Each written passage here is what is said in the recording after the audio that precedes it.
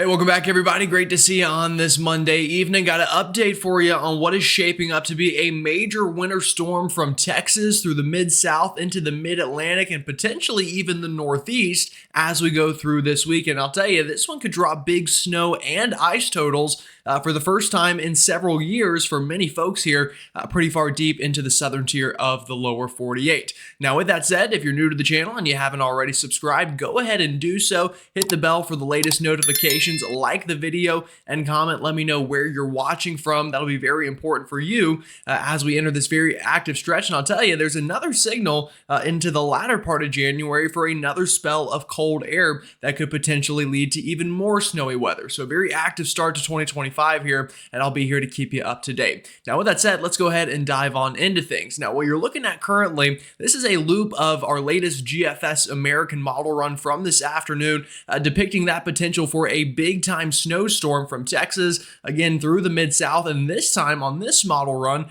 riding it up the eastern seaboard and producing even a major nor'easter. Now, I'll go ahead and tell you right now, a lot of question marks that we need to answer with this storm system, a lot of revolving pieces, and the models have come into maybe slightly better agreement today, but still a long way to go before we have exact answers for folks up and down the eastern seaboard. But what I can tell you we have is high confidence in that major winter storm down into the deep south through Dallas, into much of the state of Texas, up through Arkansas, and even into portions of Tennessee.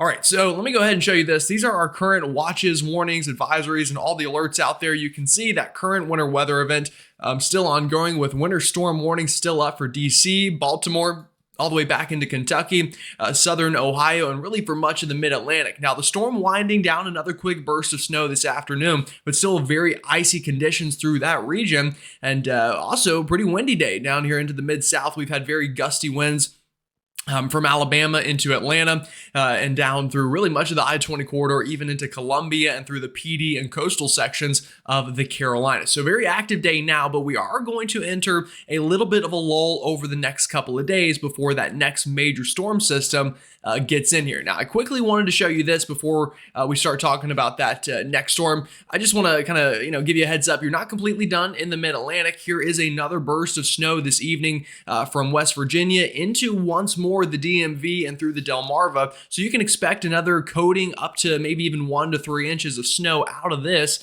through the evening tonight on top of whatever totals you've already gotten. And by the way, definitely leave me a comment with how much snow or ice you've seen at your location from Kansas all the way through the mid-Atlantic. Again, a very potent storm system, and I have seen totals in and around that 10-inch mark, kind of where we were forecasting it. So definitely good to see that some of you snow lovers were able to find some of it. But this is this evening about 8 p.m. Just notice another quick burst of snow and some ice potentially out of that storm system as it pulls away. And then I think by the time we're waking up tomorrow morning on your Tuesday, all clear from this major winter storm that'll finally be out of here, and we can start fully focusing on the next storm system. Now, totals to come through the rest of the night, kind of already alluded to this, but a good swath in here of 1 to 3 inches of snow right through the heart of DC, Baltimore, and much of the surrounding area, but even areas down further south of Virginia. I could get some snow out of this. Upwards of an inch would not be out of the question, and likely a good couple of inches still to come here in the mountains of West Virginia through this evening and overnight tonight. All right, folks, so that gets us into what's coming up next. And you're probably thinking, well, why are you showing me satellite? We just talked about what's happening now. Well, our next piece of energy that is responsible for the upcoming winter storm already working ashore. You see this little piece that is kind of moving down into the Rockies right now. You can see this on our upper level water vapor loop. And this is going to kind of stall out down here near the Baja California region and into the desert Southwest. And what's going to happen by the time we get into Wednesday and Thursday, another piece of energy is going to come diving down out of Canada and kind of scoop up our southern piece. And that's where the question marks begin. How effectively does it scoop it up? How well does it kind of transport that piece further east? And how quickly do they spin up and potentially produce a bigger winter storm? Those are all the question marks that we still need to figure out here as we go through the coming days. But confidence much higher today. It was already uptrending yesterday, but much higher today that we are going to see a major winter storm somewhere, specifically, I think, especially back into the Dallas-Fort Worth area, other parts of Texas through the Red River Valley, high in likelihood of that winter storm criteria being reached. All right, so let me go ahead and just give you kind of the general setup here for the storm. I kind of showed you the beginning of it, but let's move this ahead into time. This is Wednesday morning on our latest European model run from this afternoon, which I think is handling the storm relatively well. We've got this piece of energy that I told you about already down into Baja. Here's that northern piece, and unfortunately, folks, this is where the forecast gets a little tricky. That's not going to move ashore into Canada until likely Wednesday morning, so we're not going to have the data from both pieces of energy until our Wednesday morning and afternoon model runs. So we're going to see these fluctuations, especially you folks in the Northeast who are kind of getting teased. One model run shows a big nor'easter, the next shows nothing. I think by Wednesday and Thursday, we'll have a much clearer answer on what is coming for you folks up that way, but already once more confident on where the storm is heading in the near term. All right, so you see it here, that northern piece dives down and scoops up our Baja low, and this is going to create a tremendous amount of lift in the atmosphere over the Lone Star State into the Red River Valley and likely even up into portions of Louisiana and Arkansas. Then the question becomes, how much precipitation do we get out of that? And also, how much cold air is in place to change that over to snow and or ice.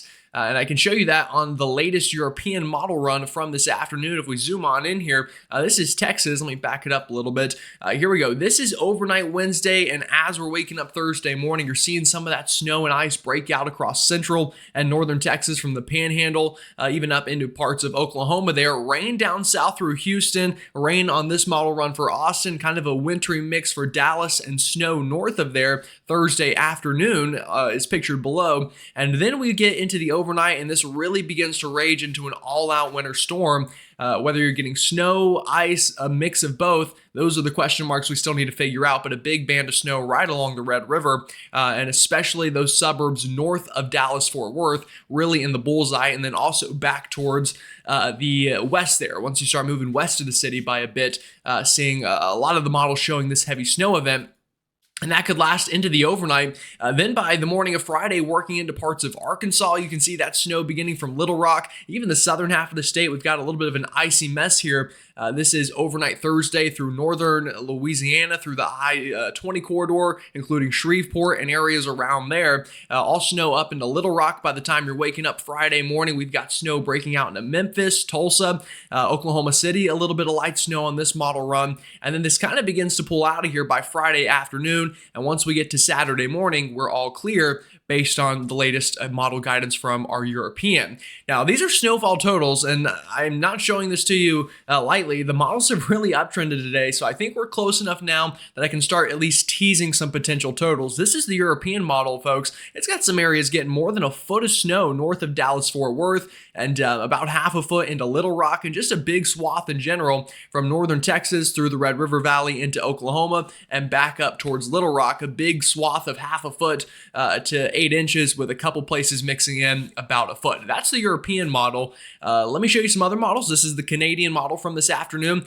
Same story, folks. A mega snowstorm on this model.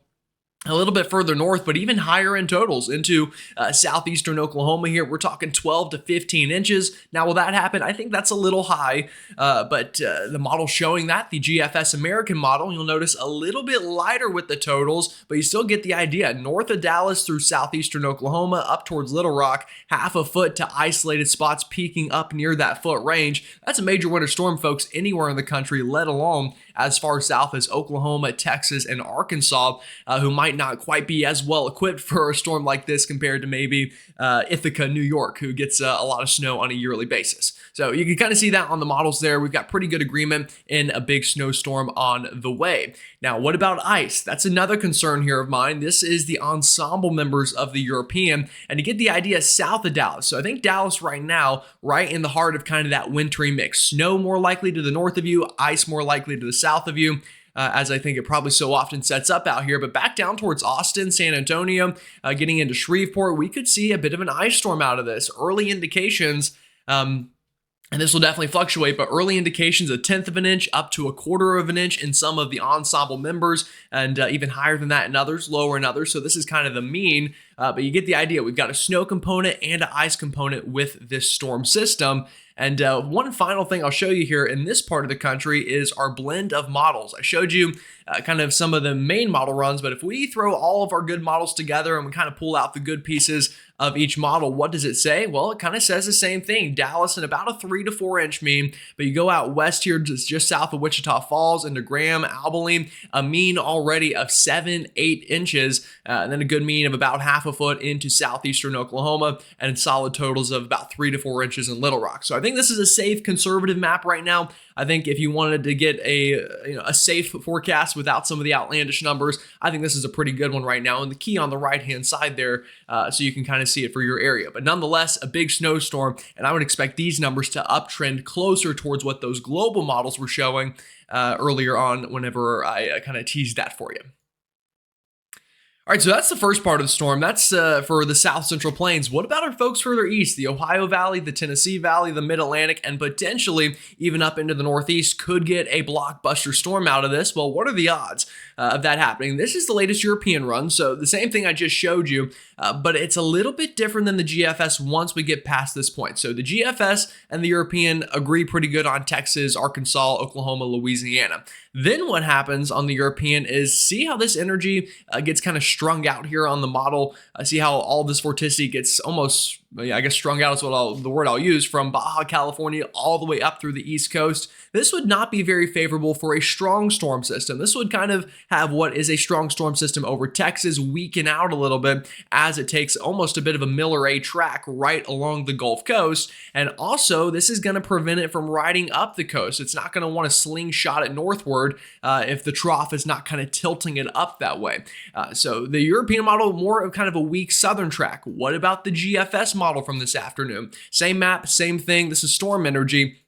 We'll move it ahead. Same idea. Like I said, out west, the energy kind of combines a little bit, but the GFS does it in a more favorable way. That notice how it picks up that leftover energy down into Mexico, pulls it eastbound, and gets this to first a positive tilt. So this would promote a storm that is beginning to strengthen from Texas as it moves east. And then as it gets over Georgia and the Carolinas, really beginning to strengthen. And notice how this trough down here kind of scoops it up and becomes negatively tilted and almost slingshots it up into the northeast. This would produce a major nor'easter with blizzard-like conditions up north. So that's what the model shows. Is that what's going to happen? Well, that's the million-dollar question that I don't think anybody really knows the answer to yet, but we'll try to, kind of get the details for you. Now, this is what this would look like on the surface from the model I just showed you, the GFS. Obviously, the big snowstorm back west we just talked about. But by the time we're waking up Friday, this is Friday morning, again, time above my head, so you can look at it. We've got big snow in northern Tennessee, northern Mississippi, northern Alabama, even North Georgia, much of Tennessee, even parts of the Ozarks from Arkansas up into Missouri seeing snow. We get to Friday afternoon, we get a quick front burst of snow through the western Carolinas, North Georgia, Atlanta on that wintry mix line to start off the day Friday. And then as the storm strengthens, this is where we run into problems with that warm air moving in. The same thing that we saw with our storm this week. We had a whole bunch of ice. The GFS going with the exact same solution here. Basically, we're lacking a big supply of cold air. The storm is pushing warm air northward, and that dense cold air is staying at the surface, but that warm air is kind of overriding it, and what was once beautiful snow is now just a freezing rain, sleet mess through much of northern South Carolina, northeast Georgia, the Charlotte area, even Fayetteville starting off with some of that frozen precipitation. Starts as snow for most people, though, and then you get that changeover. We got a nasty ice storm into the Carolinas. We've got a big snowstorm up into the Ohio Valley of Kentucky, Indiana, Ohio, West Virginia. Moving it further ahead, this storm continues. That upper level energy swings through, begins to support the storm at the surface, and we get a big deepening of this low pressure up the east coast from Virginia into the northeast, and just a mega blizzard on this model run. This would be Saturday afternoon up the I-95 corridor from DC, Philadelphia into New York City. And then gets this all the way down to 964 millibars and rides it up the coast with major nor'easter impacts. So obviously a bit different than what the European is going to show. And if I show you that European model run, here it is, starting at basically the same time frame, and they look similar Friday morning. We've got snow through the Tennessee Valley. We've got snow in northern Mississippi, Alabama, Georgia. But then what happens is the storm kind of just fizzles out a little bit. We get a light winter weather event in northern South Carolina, much of the state of North Carolina, outside of maybe the Sandhills and the Wilmington area. This would produce a good 1 to 3 inches of some snow, some sleet, maybe a little bit of freezing rain, and then some higher end totals as the storm hits a little bit of instability out here along the coast and strengthens a little bit here. It could bring higher end snowfall totals from Raleigh up into southeastern Virginia with a run like this. But the upper level support and the upper level pattern is not favorable for it to ride up the coast, and you get absolutely nothing in the Northeast with a solution like this. So obviously, two just completely different model runs with different outcomes. So what are the odds that either one of these happen? Well, this is the European ensembles, and I'll tell you, it's really supporting its operational run pretty well here. We'll move this ahead. That's that big snow signal back into Dallas. Like I said, more than half a foot on the ensembles here north of the city. Pretty good signal there into Little Rock, key at the bottom of the screen here. Good signal into northern Mississippi, northern Alabama, Tennessee. This will be for Friday, running a mean of about 3 inches or so in Nashville, about 3-4 inches in extreme northern Mississippi. And then you see that snow trying to extend into the Carolinas, but most of the members just begin to weaken the storm a little bit. It loses upper level support, and you get a nice winter weather event. And luckily, there would be less ice with this. It would be more of a snow event. You would get a nice swath of probably 1 to 3, maybe 3 to 5 inches of snow I-85 northbound, and then kind of that wintry mixed mess with maybe 1/10 of an inch to 1/4 of an inch of ice along and south of 85. And then by the time you get to I-20, mainly just a rain event. So it's still a nice winter weather event, even up into Kentucky, West Virginia on that. But folks, you look at the Northeast, there's not really much of a mean at all. A small one into the Delmarva maybe, and into southern New Jersey. But other than that, not much. Now, the GFS ensembles, funnily enough, also kind of support its operational run. Again, same story back here into Arkansas, higher end snowfall totals into Kentucky, Tennessee. Same story here for extreme northern Mississippi, Alabama, Georgia, the western Carolinas, including the upstate I-85 north, having a pretty good snowfall mean on this one. And then this model does bring that signal. Check this out, a big bump up to nearly 3-4 inches right into the Delmarva, up into the Delaware River Valley into Pennsylvania. And this is a big signal for a nor'easter. So let me go back and show this to you. This is for Saturday into Sunday, the same exact time frame. This is the European ensembles. This is the GFS ensembles. So like I said, we've got a lot to figure out for the Northeast. Feeling good about Texas, Arkansas, this kind of circled area here. I think we feel pretty good about the winter storm chances there with ice and snow. It's the Northeast, the Mid-Atlantic, and the Carolinas that it's a tougher forecast right now. And like I said, speaking of that ice, here is that signal for ice from central Texas all the way up into the Southeast. So I don't think this will be a perfect snowstorm by any means. I think this is going to be a mixed bag. You're going to have some snow in some places, ice in others. Some places are going to see both as the storm kind of works on through. So mainly the biggest question is, how does that upper level energy evolve with the storm system? Does it kind of ramp up big like the GFS says, or does it stay a little more mellow like the European model suggests? And per usual, it's going to be a battle of the ages between the two. And unfortunately, we're just going to have to wait and see and figure it out. But like I mentioned, I think by Wednesday afternoon, we're going to really know a lot more. So give it one more day of maybe some of the wishy-washy, then we'll hopefully get that final burst of data in by Wednesday afternoon. And by the time we get really on the doorstep of the storm, finally we'll know. But either way, with that said, I'll keep you all up to date, come back for more, and I'll see you all next time.